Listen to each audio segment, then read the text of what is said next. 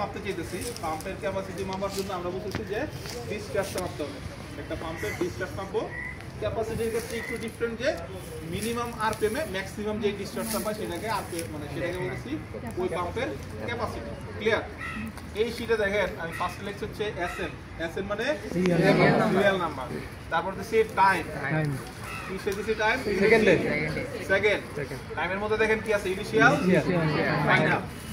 তারপর দেখেন কি আছে? ভলিউম, লিটারে। তারপর কি আছে?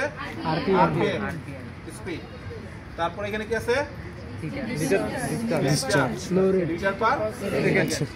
Pump capacity litre per second. আচ্ছা, এখানে দেখেন আপনাদেরকে একটু যা যেহেতু এনে আসেন এই জন্য দেখানো। আমরা প্রিভিয়াস গ্রুপে যে এক্সপেরিমেন্টটা করছি এই সেম ওয়েতে আমরা যখন প্রথম একবার ডাটা নিছি, টাইম শুরু হয়েছে 0 থেকে, ওরা 6.8 সেকেন্ড পর্যন্ত ভলিউমটা নিছি। ভলিউম নিয়ে দেখলো যে এখানে 65 লিটার পানি আছে।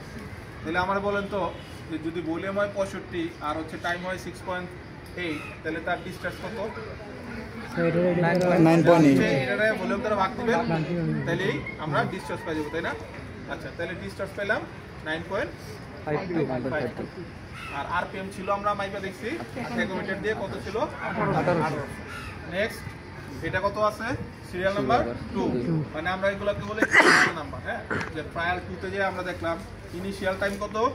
6, ফাইনাল টাইম 13। আবার সেম ওইটা আমরা ভলিউম নিলাম, এখানে কত পাইছি? 65। তাহলে আমাদের ডিসচার্জ এখানে কত পাবো? 10.17। এই মানে 10 পয়েন্ট সামথিং পাইছি। কেন পাইছি দেখেন, আলটিমেটলি টাইমও দেখবেন যে খুব বেশি ডিফারেন্স হয় না, ওই মানে 6 মিনিটের মধ্যে আসে। তার মানে এখানে দেখেন মেন কি ফ্যাক্টর হিসেবে দেখেন আরপিএম অনেক বেড়ে গেছে, তাই না? তাহলে আমরা তো একটু বুঝতেছি যে আমরা থিওরিটিক্যালি পড়ছি যে আরপিএম বাড়লে ভলিউম অফ ওয়াটার বা ডিসচার্জটা বাড়ে, তাই না? এখানে দেখেন আরপিএম বাড়ানোর ফলে সেম টাইমে দেখেন ডিসচার্জটা আরও বেড়ে গেছে, তাই না? এখানে পাইছি 10.17।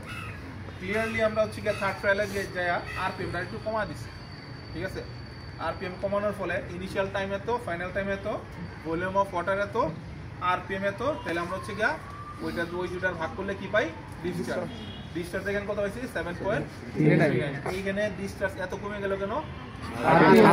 অনেক কমা দিচ্ছি, তাই না? আরপিএম কমা দিলে এই যে ধরেন ডিসচার্জ এবং আরপিএম এই ভ্যালুটাকে যদি আমরা হচ্ছে গিয়া প্লট করি, একটা হচ্ছে গিয়া কোঅর্ডিনেট সিস্টেমে, তাহলে দেখেন আমরা 1500 তে একটা ভ্যালু আছে, যদিও এটা দেখেন থার্ড নাম্বার, এইখানে চলে আসছে ফার্স্ট, তাই না? তার মানে আপনি কোন আরপিএম কখন নেন ডাজেন্ট ম্যাটার, জাস্ট নিলেই হইল। তাহলে আমরা দেখতেছি 1500 আরপিএম হচ্ছে গিয়া 7.3। এই দেখেন এই পয়েন্টটা, এই যে 1500 আরপিএম 7.3। তারপরে হচ্ছে আমরা 1800 আরপিএম এর একটা আছে, সেটাকে ধরলে দেখেন 9 পয়েন্ট সামথিং, তাই না? আবার দেখবেন 2100 আরপিএম এর একটা আছে, সেটা হচ্ছে 10 পয়েন্ট সামথিং। এখন এইগুলোর যদি আমরা কানেক্ট করে দেখবেন একটা আপওয়ার্ড একটা গ্রাফ তৈরি হয়েছে, তাই না? এখন দেখেন এইখানে আমরা বলছিলাম যে সর্বনিম্ন আরপিএম এ সর্বোচ্চ যে ডিসচার্জ পাই সেটাকে বলে পাম্পের ক্যাপাসিটি। তাহলে এই তিনটা থেকে আপনি বলেন তো এখন পাম্পের ক্যাপাসিটি কত? 10.7। আমরা এই তিনটা গড় করে কি গড়টা লিখবো নাকি?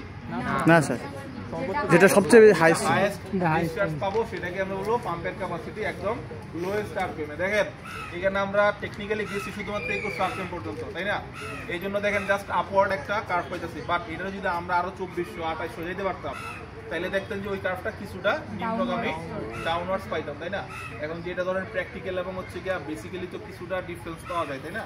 এই জন্য ধরেন আমরা যেতে পারতেছি না, ঠিক আছে? যেটা হাইয়েস্ট আরপিএম পাচ্ছি সেটাই আমাদের জন্য অ্যাকচুয়ালি লোয়েস্ট আরপিএম। ক্লিয়ার?